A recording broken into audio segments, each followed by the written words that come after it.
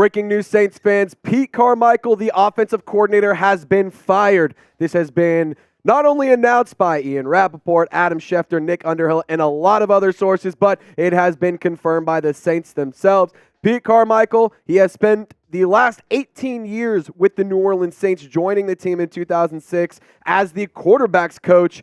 Way back when. I mean, I was in 5th grade in 2006, which is pretty crazy. But the last member of the Sean Payton era is gone, and it's time to turn the page. Ian Rappaport adding this to the reports, saying that the Saints confirmed the move, adding that Dennis Allen has also relieved senior offensive assistant Bob Bicknell and wide receivers coach Cody Burns of their duties. Now, the Cody Burns one does kind of surprise me because I think that the wide receivers, especially the young guys like Chris Olave and Rashid Shaheed and A.T. Perry, have all developed really nicely. So it's kind of a surprising move there, but Dennis Allen cleaning house.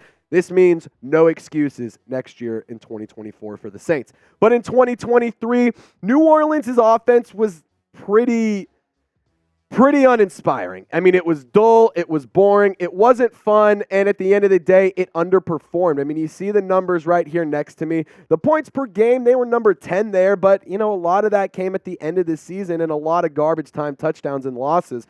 Yards per game, 227.2, which ranked 14th in the NFL. The yards per play was atrocious at 5.1. The third down percentage, just about average, and the red zone scoring percentage was horrible at the beginning of the season, but then in the back half of the season really started to the Saints found their groove and were able to convert in the final 20 yards of the field, but that at a 53.33 percentage, ranked 18%. But guys, this is why you should subscribe. Not only do we have interactive content, but we bring you breaking news, rumors, live coverage, off-season coverage. During the season, we give you guys watch parties and all sorts of awesome updates, videos. It's interactive, and it's all 100% free. And I think that this is my favorite note. It's Saints videos by Saints fans for Saints fans. I grew up as a New Orleans Saints fan. I grew up in Dallas, but that doesn't mean I don't bleed black and gold. That doesn't mean that I don't absolutely love the New Orleans Saints. So if you want to join our family and stay notified around your team, lock us in and subscribe today. All right, so you kind of knew that this was coming. The offense needed an upgrade. We saw the stats, and we ran through the numbers right there just a moment ago. But the offense needed a better play caller. I mean, it's been boring. It's been dull. Not a lot of pre-snap motion up until the last couple weeks of the season. There hasn't been a lot of really interesting or fun offense on the Saints this entire season up until like the later parts of the year. And at that point, I feel like Pete Carmichael's fate was already sealed. I mean, you had to do well this year, and he didn't. And what I want in an offensive coordinator, I want a young and fresh mind. I have 4 big things that I want. A young and fresh mind is number 1. I want somebody who is, evolved and who can help the Saints offense evolve. I don't want somebody who's just going to come in and keep doing what Pete Carmichael has been doing or do something that's, not evolved or not up to date with the current and modern NFL. I want to see a lot of pre-snap motion.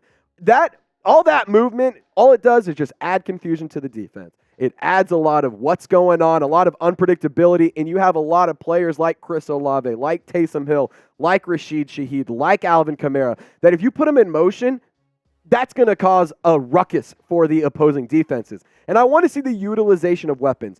Too many times, Pete Carmichael forgot that he had Jimmy Graham on the roster in the red zone. Too many times did he underutilize Taysom Hill. Too many times did Alvin Kamara not get the ball in open space. Too many times did we have receivers not running routes that made any sense for the current play. Too many times, Pete Carmichael did not utilize the weapons on the Saints offense to the correct way and use them in an effective and efficient manner, which led to the offensive struggles. And lastly, understanding of the culture in New Orleans. The Saints locker room and the Saints organization is very unique from a lot of NFL teams. They value continuity. They value the family aspect. They're not the family aspect, but they value like the city. They embody what the city is. And I think a lot of teams in the NFL do that, but the Saints specifically do that very well. You have to understand, your fans are going to be loud. They're going to be passionate. They're going to be rambunctious. But that's what we want out of our team as well. We want a coach that's going to let the team be the party in a body. That's what New Orleans is. It's a party in a city, and it's a beautiful, unique, incredible city full of awesome and a beautiful, amazing culture. The offensive coordinator, the coaching staff, the team has to represent that. And that's when the team does that, that's when we found success. And that's when we hoisted a Lombardi trophy. But we have a lot more to get into. I'm going to talk about Jon Gruden and whether or not I think he could be a fit for the New Orleans Saints offensive coordinator. But we got to give a special shout out to today's presenting sponsor, and it's Prize Picks. Shout out to Prize Picks. It's daily fantasy sports made easy. And shout out to Jeremy Chuggs for that little song right there.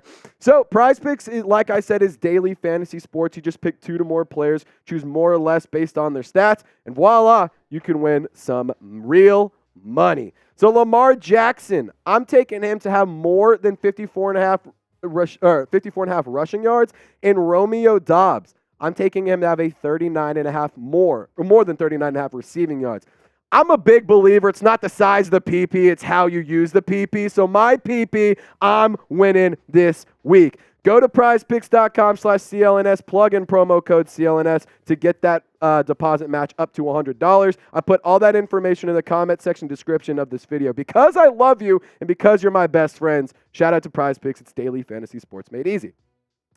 All right, so should New Orleans bring in Chucky? There have been recent reports from Jeff Duncan, and that were a handful of weeks ago. We've talked about this before. But the Saints are considering a role for Jon Gruden and their coaching staff, and it seems like there's a bit of a mutual interest between both parties. Jeff Duncan tweeting this out about a week ago on January 8th. Jon Gruden is under consideration as an addition to the Saints coaching staff, sources say. So if you guys haven't tuned into our videos before, if you haven't checked out any of our Jon Gruden coverage, here's an interesting graphic that I think really helps write the story of why, or helps create the case or build the case for why Jon Gruden makes sense. Derek Carr, your quarterback, played his best football under Jon Gruden.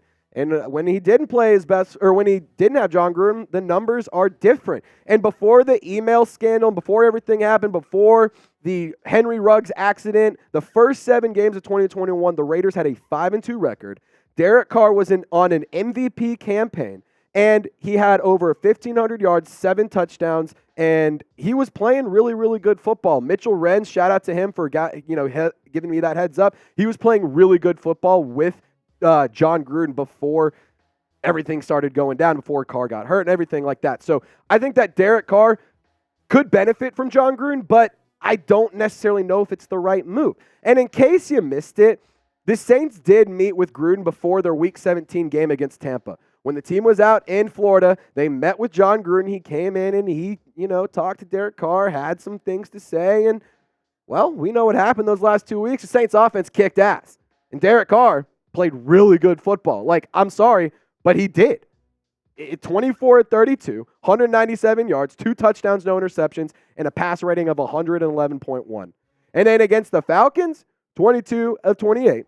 274 yards, 4 touchdowns, 0 interceptions, and a passer rating of 145.5. Sorry, Producer Chip, but if you guys didn't know, the Bucs defense absolutely shut out Jalen Hurts and the Eagles offense yesterday, and your quarterback, Derek Carr, absolutely cooked against them. So maybe that says something. And credit where it's due, Derek Carr ranked number 9 in QBR in passer rating with a 97.7. which was better than Patrick Mahomes, who had a 92.6, Matthew Stafford with a 92.5, Josh Allen 92.2, Jalen Hurts at an 89.1, and Trevor Lawrence at an 88.5. Once the offense got moving, Derek Carr, finally clicked. You got to give him credit. He was playing good football. The 9th best passer rating of all quarterbacks in the NFL this past season. I think that says something. But what say you, Saints fans? Would you hire Jon Gruden? Just give me a simple H for hire or a P for pass in the comment section. I want to hear what you guys have to say. And I also want to just kind of set something, set the scene here.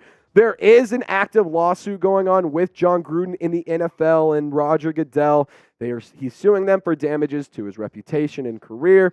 On January 10th, he had a Nevada Supreme Court hearing, and reports from an ESPN article after the hearing suggest that a decision by the court panel is not expected for at least a month. So it'll be some time before we hear what actually happens with all of that. We'll keep you notified, and we'll keep you up to date in case the Saints are still interested. But here's my take of all of this. I don't want Jon Gruden. I think that I could talk myself into him. I think that if the Saints went and got him, it would be an upgrade over Pete Carmichael. But I don't want to just keep playing old school football. I want somebody young, fresh, creative, and I want somebody who's not an old school guy full of drama. I mean, I don't want to go down the whole entire list of all the things that happened with Jon Gruden in Vegas, but y'all know what happened with Damon Arnett. Y'all know what happened with Henry Ruggs. Y'all know what happened with all the emails and everything. So I don't want to have to deal with that, but if the Saints are willing to deal with that PR nightmare that's going to come with Jon Gruden, I don't think that it would be a horrible hire. I just think that there's probably better options out there. But you chime in for me. Who do you want to be the OC in 2024? Do you want it to be Gruden? Do you want it to be somebody else? Let me know. Share your thoughts in the comment section. Should Ronald Curry get a shot? He's an internal candidate. I think that he could maybe be an interesting name as well. But I want to hear from you, Saints fans. And as always, don't forget to subscribe, turn on your notifications, and y'all stay golden. Catch you next time.